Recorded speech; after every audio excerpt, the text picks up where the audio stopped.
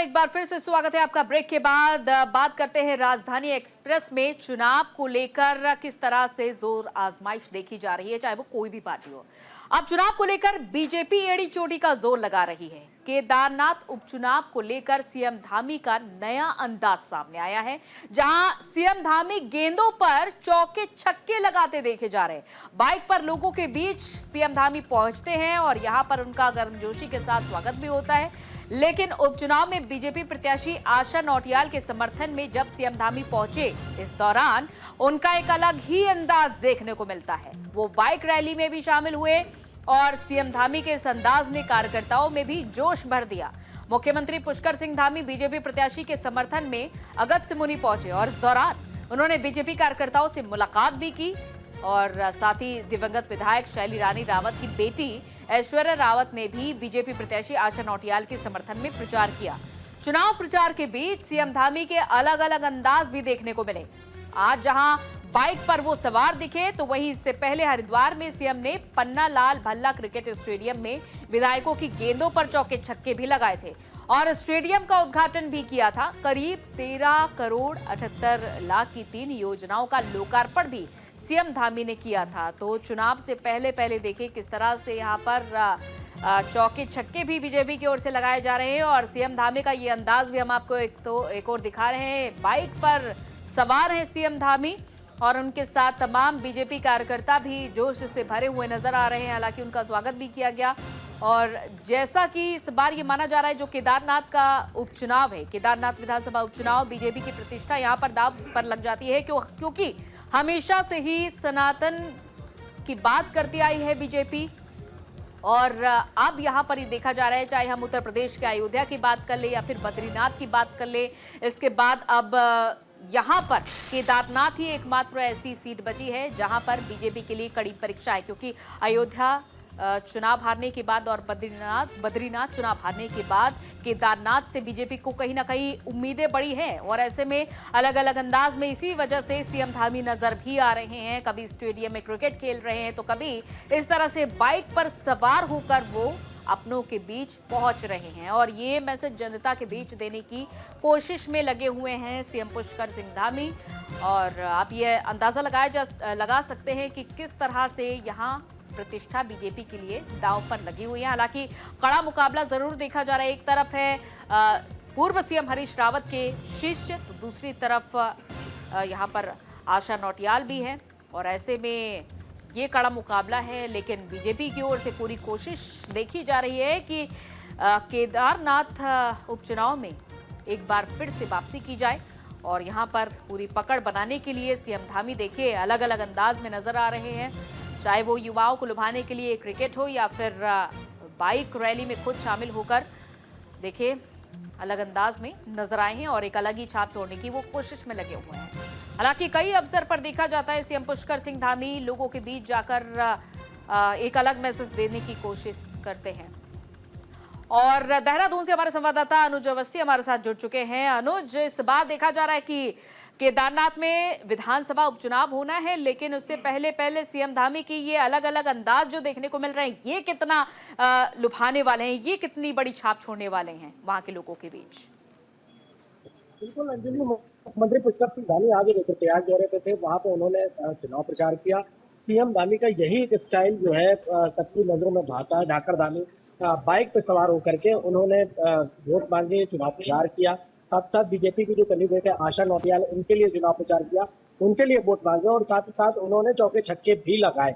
तो मुख्यमंत्री धामी का यही एक अंदाज लोगों को पसंद आता है। जिस तरीके से आप तस्वीरों में भी देख रहे हैं कि मुख्यमंत्री पुष्कर सिंह धामी बाइक पर सवार होकर के रुद्रप्रयाग डिस्ट्रिक्ट में वहां के लोगों के साथ चुनाव प्रचार कर रहे हैं, बीजेपी के पक्ष में वोटिंग के लिए बोल रहे हैं। साथ साथ बीजेपी की योजनाएं, जो केंद्र सरकार की योजनाएं और जो राज्य सरकार की योजनाएं, उन योजनाओं का प्रचार प्रसार भी कर रहे हैं। जी, योजनाओं का प्रचार प्रसार कर रहे हैं, नए स्टाइल में भी नजर आ रहे हैं। लेकिन देखिए अनुज, एक बात ये भी देखने वाली है, जो बीजेपी हमेशा सनातनी परंपरा की बात करती है, सनातन विचारधारा को आगे रख करके चलती है, वहां अब केदारनाथ यहाँ पर प्रतिष्ठा दांव पर लगी हुई है बीजेपी के लिए। तो ऐसे में क्या माहौल देखा जा रहा है फिलहाल सियासी माहौल की अगर हम बात करें?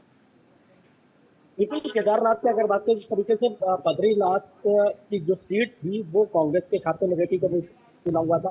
अब चूंकि केदारनाथ की विधायक शोभा रानी रावत का निधन हो गया था, इसके बाद ये सीट खाली हो गई थी। वो सीट पहले बीजेपी के खाते में जरूर थी, लेकिन इस बार बीजेपी ने आशा नौटियाल पर दांव खेला है। और साथ ही बिल्कुल साथ बिल्कुल। देखिए अनुज, आप महत्वपूर्ण जानकारी दे रहे हैं, लेकिन इस बीच आपको लिए चलते हैं महाराष्ट्र के सोलापुर, जहां पर पीएम नरेंद्र मोदी जनसभा को संबोधित करें। सुनिए। आई है साथियों, ऐसा सौभाग्य बहुत कम लोगों को मिलता है और मैं भाग्यवान हूं।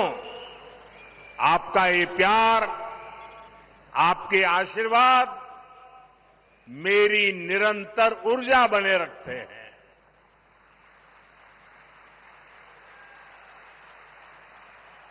साथियों, देश विदेश से आने वाले लोगों को ये जो विकास के काम हुए हैं उससे बेहतर कनेक्टिविटी मिलेगी। हमारे सोलापुर में पालकी यात्रा की इतनी प्राचीन परंपरा है। पहले यात्रियों को, वारकरी साथियों को तो लगातार ये देखा जा रहा है कि पीएम नरेंद्र मोदी के बाद एक चुनावी जनसभाओं को संबोधित कर रहे हैं और साथ ही साथ एमवीए पर निशाना भी साधते हुए नजर आ रहे हैं। चलिए, इधर चुनाव को लेकर देखिए सरगर्मी भी तेज है। हम उत्तराखंड की बात कर ले, जहां हमेशा जो ठंडा क्षेत्र माना जाता है, लेकिन चुनाव नजदीक आते ही यहां पर गर्मी भी, तापमान भी बढ़ जाता है, यानी कि चुनावी तापमान।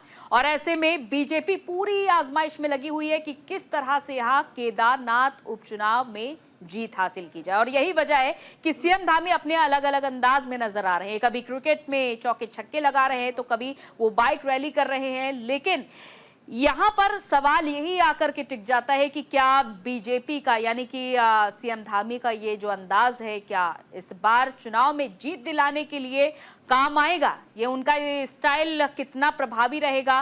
खास तौर पर अगर हम युवाओं की बात कर ले, आम जनता की बात कर ले, तो ये उनका स्टाइल कितनी बड़ी छाप छोड़ेगा लोगों के मन में कि वोट देने के लिए वो उनके इस स्टाइल की वजह से वो जाएं। लेकिन दूसरी तरफ कांग्रेस की ओर से भी यहाँ पर चुनावी प्रचार में कोई कोर कसर नहीं छोड़ी जा रही है। लेकिन अगर हम बात करें बाइक रैली की और चौके छक्के की, तो सवाल यहाँ पर यही आकर टिक जाता है कि क्या इस बार केदारनाथ, जो बीजेपी के लिए प्रतिष्ठा का सवाल बन चुका है, यहाँ पर जीत हासिल कर पाएगी? क्योंकि बद्रीनाथ भी बीजेपी के हाथ से चली गई थी और उसके अलावा यूपी की अयोध्या सीट भी, जो जिसका हमेशा से ही यूं कहे कि बीजेपी जिक्र करती आई। और जब केदारनाथ की बात करते हैं, हमेशा पीएम नरेंद्र मोदी यहां पर आकर के पूजा अर्चना करते हैं, ध्यान करते हैं।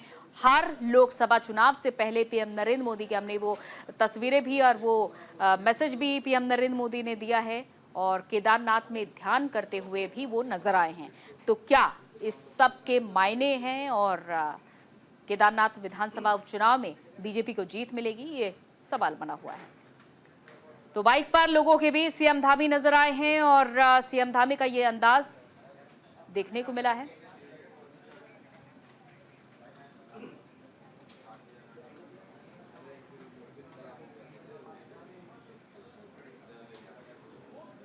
और इधर देहरादून में भीषण सड़क हादसा हो गया है, जहां 6 लोगों की दर्दनाक मौत हो गई है। एक जख्मी बताया जा रहा है। सीएम धामी ने हादसे पर शोक व्यक्त किया है और कहा है कि 6 युवक युवतियों की मौत बेहद दुखद है।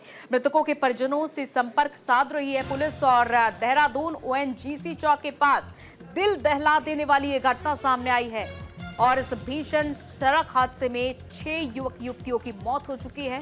हादसा इतना भयानक था कि घटनास्थल का हाल देखकर किसी की भी रूह कांप जाए। मरने वालों में 3 युवतियां भी शामिल थी।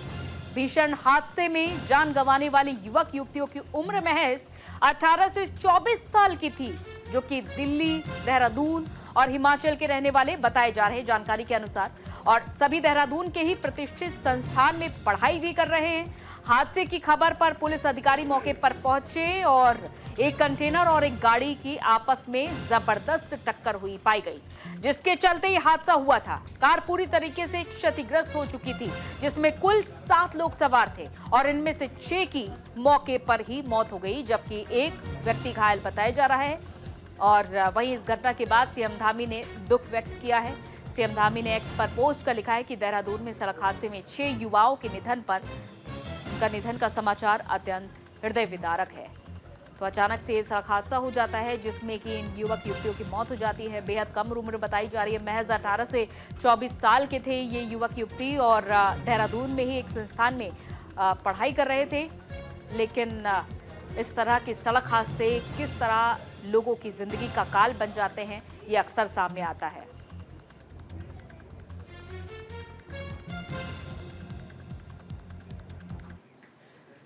इधर मुख्यमंत्री पुष्कर सिंह धामी नौगांव डामटा पहुंचे, जहां उन्होंने 3 दिवसीय 22वीं राज्य स्तरीय क्रीड़ा और सांस्कृतिक विकास समारोह में शिरकत की। समारोह में भारी संख्या में लोग पहुंचे हैं। रंगारंग सांस्कृतिक कार्यक्रम के साथ समारोह का शुभारंभ किया हुआ और इस दौरान सीएम धामी ने सभी को इगास की शुभकामनाएं दी। कहा कि यमुना घाटी खेल और सांस्कृतिक महोत्सव का आयोजन हो रहा है और इसमें अनेक प्रकार के सांस्कृतिक और खेल कार्यक्रम आयोजित किए जाते हैं और ऐसे कार्यक्रम सीमावर्ती क्षेत्रों में आयोजित किए जाते हैं। हमारी सरकार ऐसे आयोजनों को बढ़ावा देती है। सभी को बहुत शुभकामनाएं देता हूं, बहुत बधाई देता हूं कि भगवान श्री राम की सब पर कृपा हो, हमारा राज्य आगे बढ़े। और विशेषकर आज यमुना घाटी क्रीड़ा एवं सांस्कृतिक विकास समारोह जो हमारा ये चल रहा है, यहाँ पर अनेक प्रकार के सांस्कृतिक आयोजन भी हैं, खेलों के आयोजन भी हैं। ये इस प्रकार के समारोह, इस प्रकार के आयोजन हमारे सीमांत क्षेत्रों के बहुत दूरस्थ क्षेत्रों में और छोटे स्थानों से भी अनेक बड़ी प्रतिभाओं को जन्म देते हैं, उनको एक मंच प्रदान करते हैं, उनके खेलों के क्षेत्र में उनका विकास होता है, उनके व्यक्तित्व का विकास होता है। इसलिए इस प्रकार के आयोजनों को हमारी सरकार भी प्राथमिकता के साथ बढ़ावा दे रही है और इन आयोजनों को हर प्रकार से प्रोत्साहन कर रहे हैं। इस वर्ष हमारे राष्ट्रीय खेल भी राज्य के अंदर आयोजित होने वाले हैं, जो हमारे राज्य के खिलाड़ियों के लिए, यहाँ की खेल प्रतिभाओं के लिए एक बड़ा अवसर होगा। और उत्तराखंड क्रांति दल की एक महत्वपूर्ण बैठक भूपतवाला क्षेत्र में आयोजित की गई और इस बैठक का संचालन महानगर अध्यक्ष गोकुल रावत ने किया है। तो और इसे संबोधित करते हुए मुख्य अतिथि और दल के पूर्व केंद्रीय अध्यक्ष त्रिवेंद्र सिंह रावत पवार ने राज्य की धामी सरकार पर तीखे आरोप भी लगाए हैं। त्रिवेंद्र पवार ने धामी सरकार पर आरोप लगाया कि यूनिफॉर्म सिविल कोड में ऐसे प्रावधान हैं जिनमें कोई भी बाहरी व्यक्ति 1 साल तक उत्तराखंड में किराएदारी में रहकर स्थायी निवासी भी बन सकता है। उन्होंने सुझाव दिया कि अगर यूसीसी का प्रयोग करना ही है तो इससे पहले गुजरात, महाराष्ट्र और उत्तर प्रदेश, हरियाणा और बिहार जैसे बड़े राज्यों में लागू किया जाए। पवार ने आगे ये भी कहा कि उत्तराखंड को एक प्रयोगशाला ना बनाया जाए और ये नीति अन्य राज्यों में सफल होने के बाद ही यहाँ पर लागू होनी चाहिए। यूकेडी की महत्वपूर्ण बैठक के दौरान त्रिवेंद्र सिंह पवार ने ये बड़ी बातें कही है। उन्होंने ये भी कहा कि पहले बड़े राज्यों में यूसीसी लागू हो जाए और जब वो पूरी तरीके से सफल पाया जाए तभी इसे उत्तराखंड में लागू करने के बारे में सोचना चाहिए।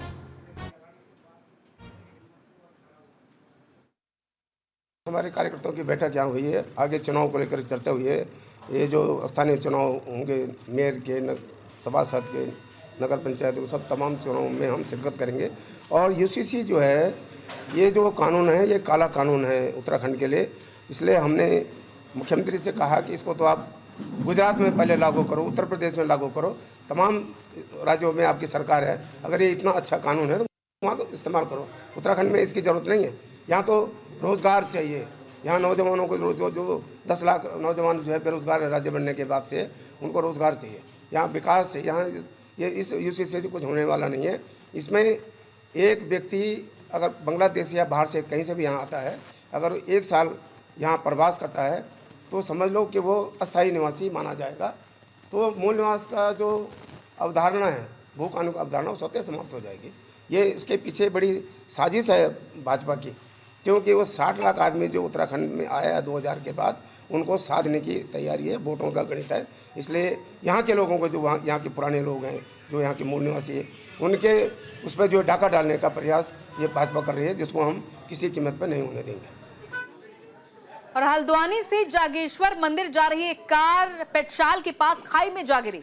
हादसे में देखा जा रहा था कि कार में कुल 4 लोग सवार थे, जिनमें से 2 को मामूली चोटें आई हैं। घायलों को स्थानीय लोगों की मदद से बाहर निकालकर इलाज के लिए अस्पताल में भेजा गया है। तस्वीरें भी सामने आई हैं जो बेहद विचलित कर देने वाली हैं। गनीमत रही कि इस दुर्घटना में कोई जनहानि नहीं हुई।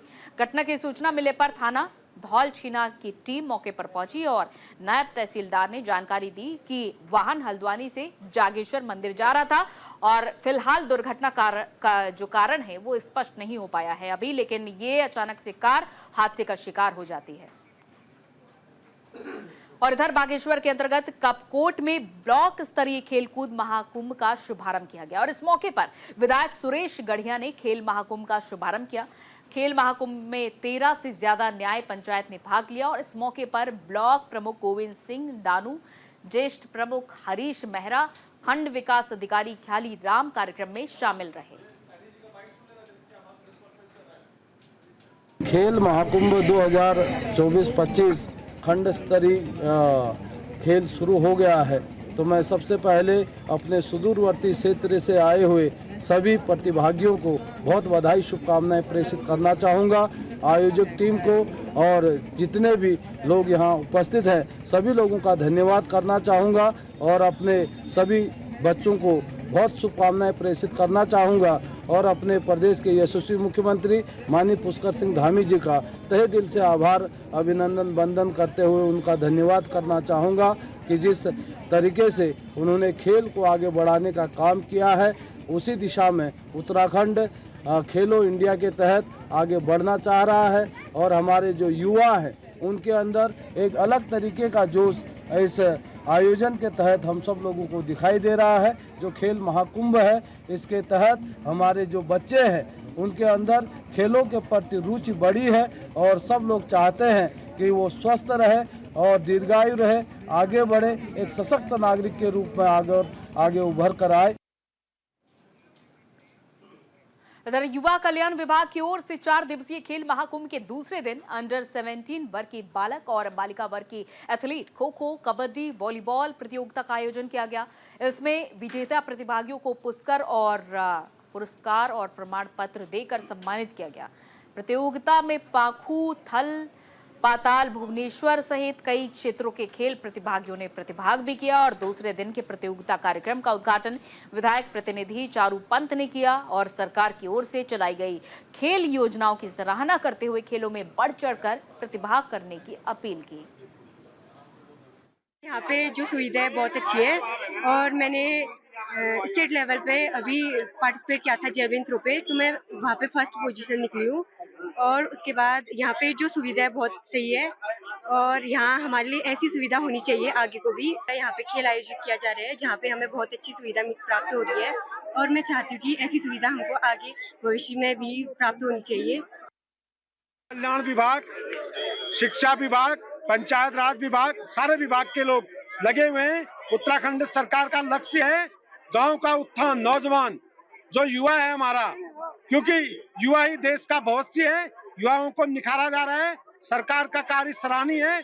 युवा कल्याण विभाग के तत्वाधान में शिक्षा विभाग के हमारे गुरुजी लोग, सभी लोग सराहनीय कार्य कर रहे हैं। नौजवानों की प्रतिभाओं को आगे ला रहे हैं। इनको मैं हार्दिक बधाई एवं शुभकामना देता हूँ। धन्यवाद।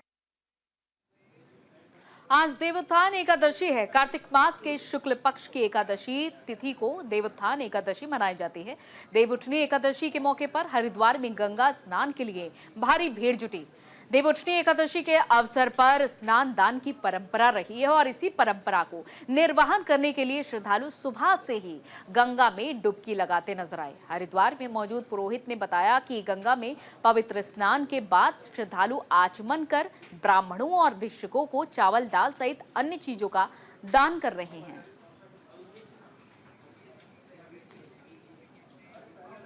तो खबरों का सिलसिला लगातार जारी रहेगा। यहाँ पर रुक रहे एक ब्रेक के लिए। ब्रेक के बाद तमाम खबरों के साथ जल्द हाजिर होंगे। लाडकी बहीण माझी